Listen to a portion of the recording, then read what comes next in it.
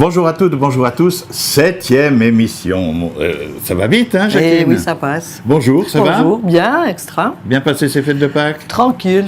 Oui, tranquille. Ouais, hein. Oui, on s'est Bien. reposé. Alors, on passe tout de suite à la cuisine parce que vous êtes impatients de savoir ce qui vous a été préparé. Moi aussi. Eh ben voilà. Qu'est-ce Alors, que on va c'est? vous le dire tout de suite. Alors, en entrée, on va faire une saladine de foie de volaille tiède au vinaigre de framboise. Un truc pas trop lourd, hein, après Non? les fêtes. Ah, Voilà. ben. Et en deuxième, on va faire le filet de perche en pâte à frire, donc les beignets de filet de perche. Ça, c'est bon. Des petites pommes persillées, une sauce tartare. Et ensuite, pour le dessert, une crème à l'orange au Grand Marnier, avec ces petites oranges au Grand Marnier. Et voilà. Eh bien, on se réjouit de voir tout cela. On commence donc par l'entrée, on le rappelle, L'entrée, alors la saladine de foie de volaille tiède au vinaigre de framboise. avec Jacqueline Rosset, ici à La Treille, à Moncheran. Alors, on prend les foies de volaille. C'est simplement des foies de poulet, hein. Et là, on va pouvoir, je vais vous montrer juste comment les dénerver. Parce qu'en général, quand on les achète, ils ont encore les petits nerfs, hein, vous voyez. Il y a les deux lobes et au milieu, il y a les petits nerfs. C'est déjà plus facile que le foie de canard, hein, par Oui, exemple, hein. oui. Puis on les coupe juste en deux, que ça reste quand même des Oui, il faut quand même des gros morceaux, hein, voilà. Alors j'en ai juste, le reste j'ai déjà fait, c'était juste pour vous montrer le petit nerf. Voilà. Et comme ça. Hein. Le reste, on le Celui-là, donne on au coupe en chat. deux. Hein. Oh, si vous avez des chats, je pense qu'ils vont se régaler. Même les chiens, je pense. Ben, bien sûr, tout le monde. Ah ouais, voilà. On peut les laisser, mais ce serait dommage. Hein. Ça, c'est un truc D'accord. qui apporte rien. Hein. Des fois, il y a un petit peu de gras encore, mais là, même pas. Ils sont très beaux. Voilà. Voilà. Et puis là, on va les passer à l'huile, qui soit juste encore un peu rosée. Hein. On va passer de l'autre côté. On met un petit peu d'huile d'olive. Ça, c'est une petite entrée qui est très simple. Alors après, il va de soi que si vous n'aimez pas le foie, vous pouvez le faire avec un petit émincé de poulet, un petit émincé de veau. Il n'y a pas de problème, hein, ou même juste des champignons de Paris frais. Alors voilà, vous laissez bien chauffer l'huile, hein, et on les met dedans. C'est très vite fait. Hein. Oui, c'est très vite fait. J'aime toujours les flammes. C'est beau, hein? Voilà, il faut qu'ils aient bien le temps de juste prendre une couleur et qu'ils se raidissent, comme on appelle. Bon, c'est déjà bien, hein. Ouais. On va pas les assaisonner avant, parce qu'après on fera une belle vinaigrette. Oui, là ils sont pas raides encore, hein? Ils sont vraiment quasi cuits. Il faut compter 2 minutes de chaque côté. Ça, on va pas enlever.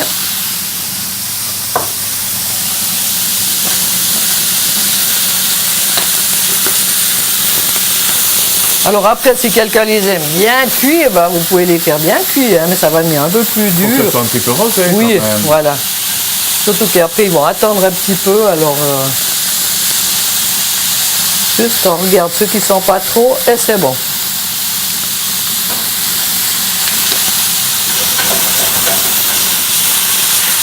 Et voilà. On arrête. Entre deux, je vais juste vous dire pour les pommes de terre, parce qu'on va faire des petites pommes persillées. Alors, vous me direz, c'est facile de cuire des pommes de terre, mais si une fois vous avez des pommes de terre qui ne tiennent pas bien à la cuisson, il y a une petite astuce. Alors, vous mettez déjà les pommes de terre dans l'eau froide, vous les salez, pas trop, parce que le sel va être complètement absorbé par les pommes de terre, et vous mettez une tombée de vinaigre. Ça, c'est la petite astuce. Et qu'est-ce que ça fait? Alors, ça empêche la pomme de terre de se défaire. Elle va rester bien entière. Même si vous la cuisez 5 minutes de trop, il n'y a pas de problème.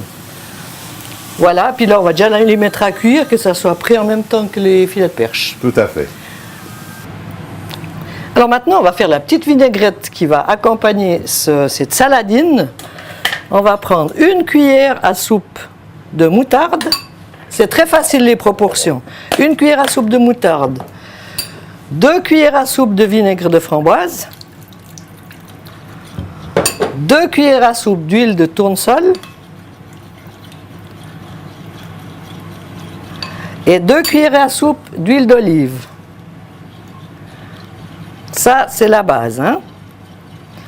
Donc, je rappelle, 1 cuillère à soupe de moutarde, 2 cuillères à soupe de vinaigre de framboise, 2 cuillères à soupe d'huile d'olive, 2 cuillères à soupe d'huile de tournesol. Et on va mettre sel et poivre, évidemment.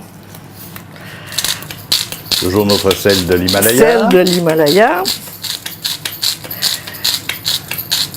Il faut quand même assez saler parce que comme on n'a pas salé du tout la viande, hein, il faut quand même avoir un peu de... Et puis ensuite le poivre.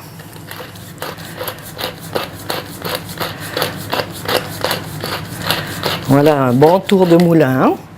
Et puis de l'échalote hachée, aussi la valeur d'une belle échalote. Et de la ciboulette. Aussi 2 bonnes cuillères à soupe. Ah, c'est une vraie vinaigrette. Là. Voilà, là vous avez une belle vinaigrette qui tient. Alors vous pouvez soit directement mélanger avec les foies, soit mettre les foies sur la salade, parce qu'on va vous montrer une assiette de décoration. D'après la saison, là on est à la saison des fraises, on a encore les asperges, les œufs durs qu'il nous reste de Pâques. Et puis on va mettre notre petite saladine de foie dessus. Donc là, il y en a pour 4 personnes facilement. Hein. Donc là, j'ai mis un petit peu de salade feuilles de chêne rouge et de doucette. Après, vous mettez ce que vous avez. Même si vous avez 2-3 endives pour décorer, c'est joli aussi. Même si c'est léger, une entrée comme ça, c'est déjà pas mal. Hein. Oui, mais c'est léger. Hein. Et puis là, on va mettre un petit peu de vinaigrette partout. C'est une petite entrée sympathique. Alors, c'est vrai que vous pouvez aussi le faire comme petit repas du soir. Voilà. Et on remet un petit peu de... Oui, nous, on fait le menu complet, mais c'est vrai qu'on peut ne faire que l'assiette ou l'entrée Voilà. ou le plat de résistance, nous allons voir dans un moment. Voilà. Alors, voilà l'assiette terminée. Saladine de foie de volaille tiède au vinaigre de framboise. Alors maintenant, on va faire les beignets de filets de perche. Donc les filets de perche, autrement dit, en pâte à frire.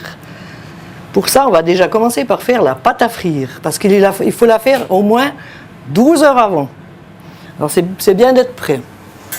Alors là, j'ai pris 2 blancs d'œufs et 1 jaune. 2 blancs et 1 jaune. Hein. On va juste les mélanger un peu.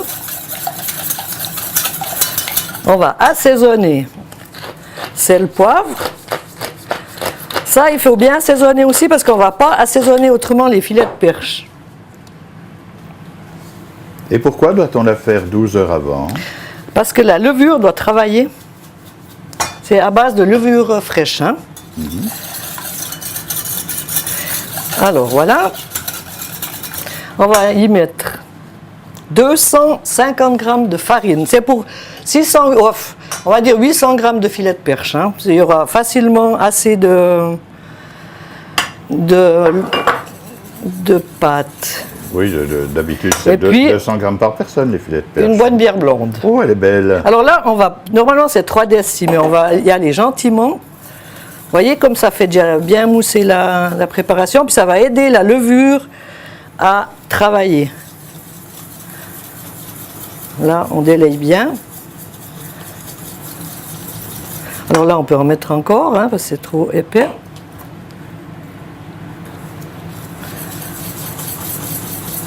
Et puis, on va ajouter la levure fraîche. Vous pouvez prendre la levure fraîche donc en cubes ou la levure de bière, mais séchée.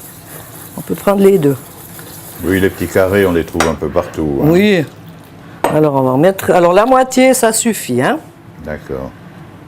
Comme ça, on les miette. Alors ça, c'est pour ça qu'il faut laisser travailler une douzaine d'heures. Et pas au frigo, hein, vous le mettez dans l'air ambiant. Hop là. Alors, pas qu'il y ait de grumeaux, on brasse bien. Alors maintenant, si vous voulez faire des filets de perche avec pas trop de pâte autour, vous faites tout liquide. Et si vous voulez bien de la pâte autour, vous faites le moins possible liquide. Là, il a l'air relativement épaisse. Il est pas mal, là. Ouais.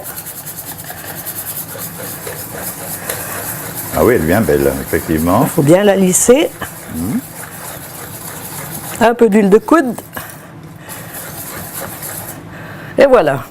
Moi, je n'ai pas mis tout, hein, voyez. Comme ça va quand même bien enrober le filet de perche. Il en reste un petit peu pour boire. Juste. Voilà. Alors maintenant, on couvre et on laisse reposer 12 heures à l'air ambiant. D'accord, mais pour les besoins de la recette, on en a déjà préparé, bien sûr. Alors voilà. Alors voilà, on voit qu'elle a travaillé. Hein. Elle a pris une consistance plus moins élastique, voilà. Oui. Hein. Ça, c'est prêt après 12 heures. On va prendre des filets de perche, donc je ne vais pas vous monter 50 filets de perche, mais de la maïzena, donc soit de la fécule, soit de la maïzena, pour enrober les filets de perche. C'est mieux que la farine parce que ça fait moins pâteux. Hein. Alors juste les passer comme ça, Oui, puis faut pas bien, trop mettre, et puis voilà. bien enlever après. Hein. Les essuyer un petit peu. Voilà. Bien essuyer.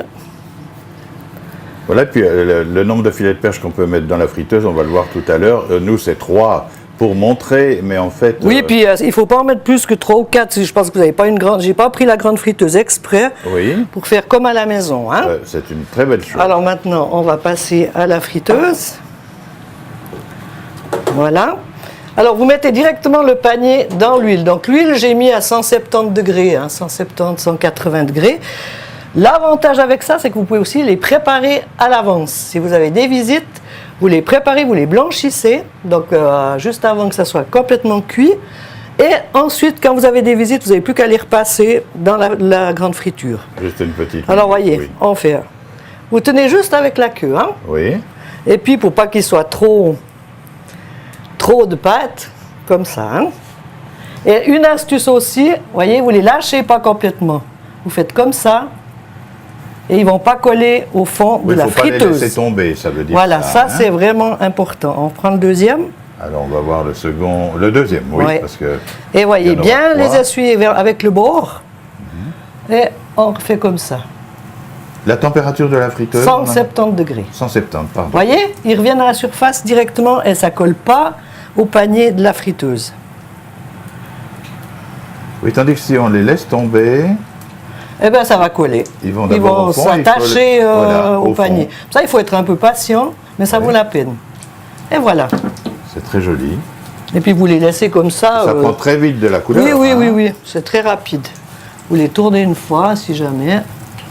Vous voyez. Alors, si vous voulez seulement les faire pour le lendemain, vous les blanchissez à peine comme ça. Hein. Et qu'est-ce qu'on en fait juste voilà. le lendemain? Vous les laissez, alors, sur un plat avec un papier absorbant pour enlever l'huile. Oui. Alors là, on va les finir, hein, vu que c'est pour aujourd'hui. Bien sûr. Juste pour vous montrer au moins.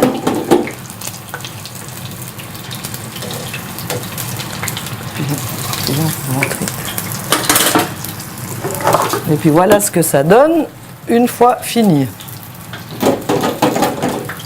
Alors là, vous les avez, si vous en avez trop, vous pouvez les garder, les congeler. Si une fois vous avez des visites à l'improviste, vous sortez, vous les mettez directement congelés dans la friteuse, il n'y a pas de problème. C'est très pratique. Et vous pouvez prendre n'importe quel poisson, hein. Filet de merlan, du filet de cendre. Oui, si vous voulez des plus petits, vous pouvez les couper en deux, en biais. Voilà, vous avez plein de possibilités. Alors, une mayonnaise, on en avait déjà fait une fois. Hein. Oui. Alors là, on ne va pas prendre le vinaigre de framboise parce que ça n'irait pas du tout avec on ne va pas manger tout à la framboise. Déjà, alors là, l'astuce de la mayonnaise, comme je vous avais déjà expliqué, la cuillère de moutarde et l'œuf. Et on laisse tirer à peine 1 minute. Hein. Oui. Comme ça, ça va faire une colle et vous n'allez jamais rater une mayonnaise. Ensuite, on va prendre le sel, poivre. En fait, c'est une mayonnaise avec des herbes. Alors, la mayonnaise, ça va comporter, oui, de l'échalote, des cornichons, des capres, et puis c'est tout. Et alors maintenant, on va prendre le poivre. C'est un excellent goût. Souvent, quand on les achète toutes faites en magasin, ce qui est très pratique, c'est vrai, Mais il y a des conservateurs dedans et il y a des goûts. Oui, alors, Ouais. par contre, quand on la fait soi-même, il ne faut pas la manger 2 semaines après. Hein. Ouais. Il faut la manger jusqu'au lendemain, puis Oui, la oui, ça ne laisser se bien au garde pas. frais, hein, Bien parce sûr, qu'il y a il n'y a pas de l'œuf qui est... conservateur. Bon, là, l'œuf vient un peu cuit par la moutarde, mais voilà. Alors, on laisse juste tirer et on va la monter à l'huile. Et ça, c'est de l'huile. Ça, c'est de l'huile de tournesol. Vous On prenez voit une très huile, bien le tournesol. une huile végétale. Il ne faut pas prendre de l'huile d'olive non plus, parce que ça fait un goût quand même un peu lourd. Hein. Ah, l'huile d'olive, l'huile de noix, l'huile de... Voilà, c'est quand l'huile même de des... noisette, c'est ouais. bien, mais c'est vrai que ça Ça donne parfume goût un peu trop. Hein. plus prononcé. Voilà.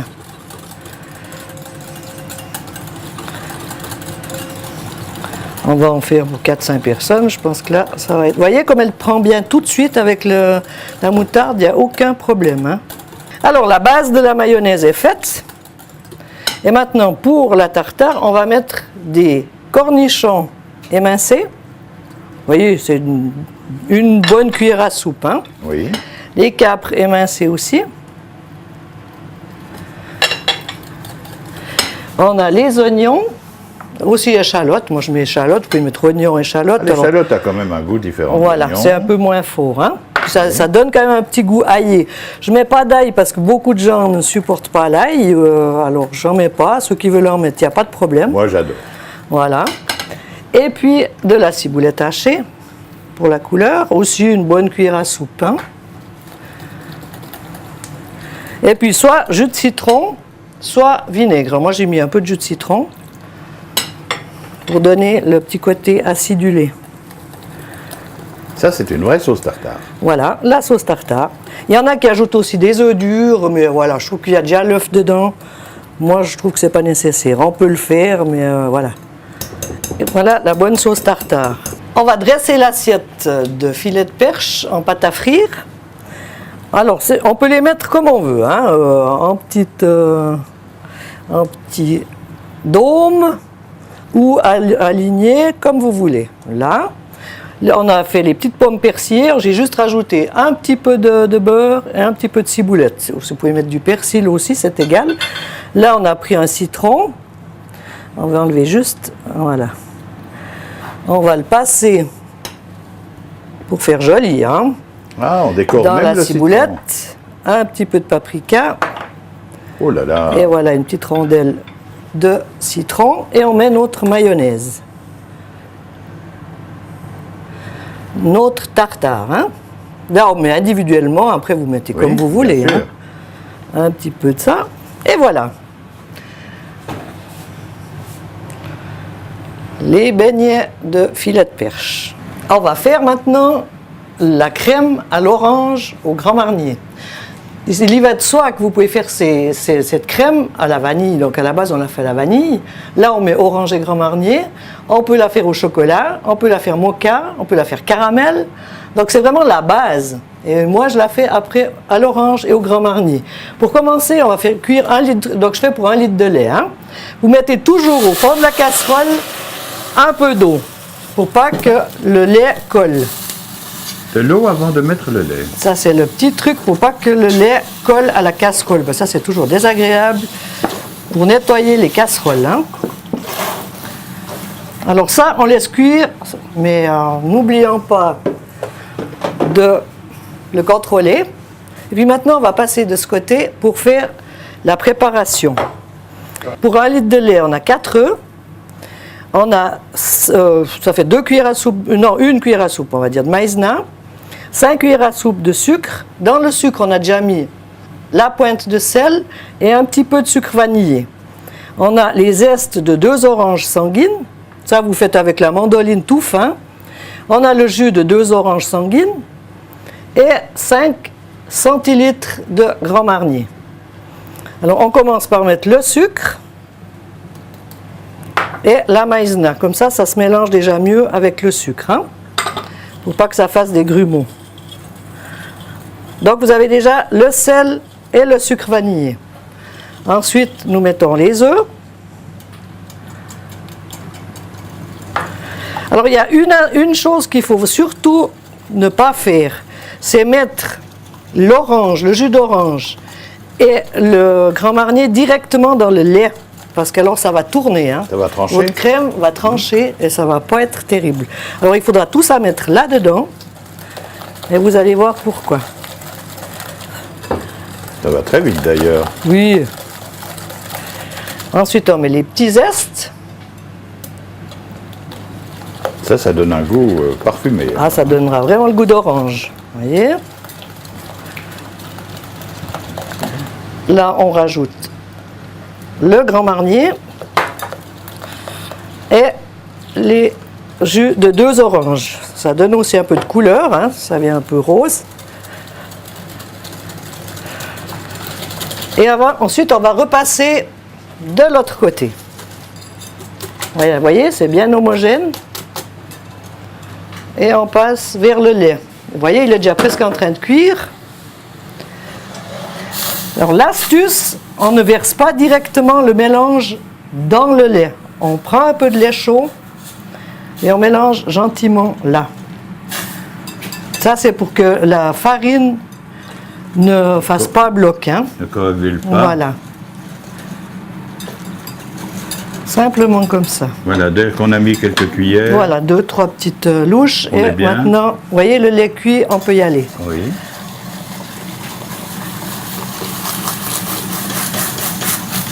Et ça va très vite pour 1 litre. Hein. Oui. Alors, si vous faites au chocolat, donc vous mettez, alors là, vous pouvez mettre directement le chocolat noir. Pour 1 litre de lait, vous mettez 100 g de chocolat noir. Si vous voulez faire au café, donc mocha, vous mettez du café soluble, mais très très serré. Hein. Vous faites, je sais pas, vous mettez 5 cuillères à soupe de café soluble et puis un tout petit peu d'eau chaude pour délayer. Et ça, vous pouvez mettre aussi directement.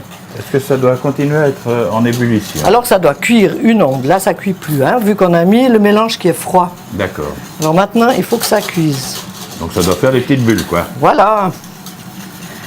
Donc c'est le même principe qu'une crème pâtissière classique. Et vous faites le parfum que vous voulez. Là, ça commence déjà à cuire et vous voyez que ça épaissit. Hein. Ah, tout de suite, bien Ouais. sûr, avec les œufs, avec la fécule. Le mélange épaissit et c'est tout bon. Et La voilà, caméra pouvait donner l'odeur aussi. ce serait pas mal. Voilà, et on arrête et c'est fini. Alors on la laisse refroidir, ça aussi vous pouvez préparer 2-3 jours à l'avance. Quand vous avez des visites, c'est aussi pratique. Et les enfants aiment beaucoup. Si vous avez des enfants petits, vous mettez peut-être moins de Grand Marnier, mais comme ça a cuit, donc il n'y a pas trop de problème. Hein. Et voilà, on va dresser le petit dessert. Tout à fait. On va passer de l'autre côté. On vous suit. Alors là, on a décidé de mettre dans des petites verrines. Vous pouvez mettre dans des petites coupelles. Là, on a juste... Donc les oranges au Grand Marnier, je vous ai déjà montré comment on les faisait, hein, une autre émission. Voilà. On les a juste donc coupés à vif, donc il n'y a pas de blanc. Et puis à côté, on a fait un petit sirop avec un peu de grenadine, un peu de Grand Marnier et du sucre. On laisse cuire ce sirop à part et au dernier moment, on ajoute sur les oranges. Mais on laisse bien infuser avec les oranges. Et maintenant, on a notre crème. Oui, la crème qui a été préparée à l'avance pour les besoins Voilà. de l'émission. Qui a refroidi.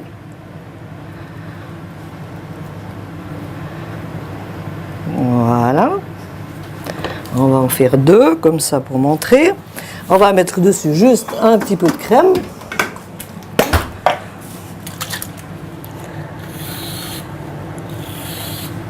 Tac. Une petite, Et une un petite petit décoration quartier colorée. d'orange. Une orange. Sanguine, hein, apparemment. Sanguine, oui. Bon, après, si c'est pas la saison des sanguines, tant pis, hein. Bien sûr. On va pas les inventer. Mais comme il y a presque toute l'année des...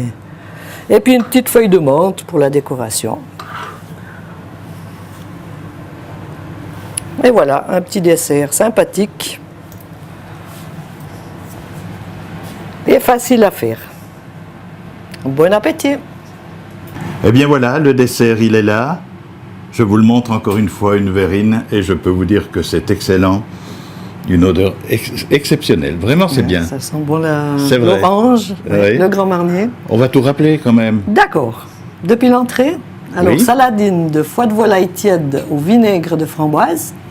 Et je répète que si vous n'aimez pas le foie, vous pouvez prendre un émincé de poulet ou un émincé de veau ou des champignons de Paris frais. Ensuite, on a le beignet de filet de perche, donc les filets de perche en pâte à frire avec des petites pommes persillées. Et pour finir, la crème à l'orange au Grand Marnier. Bon appétit! Eh bien, Jacqueline, c'était un plaisir de se retrouver à la Treille, encore aujourd'hui. On poursuivra, bien sûr, chez Jacqueline Rosset. Merci pour tout cela.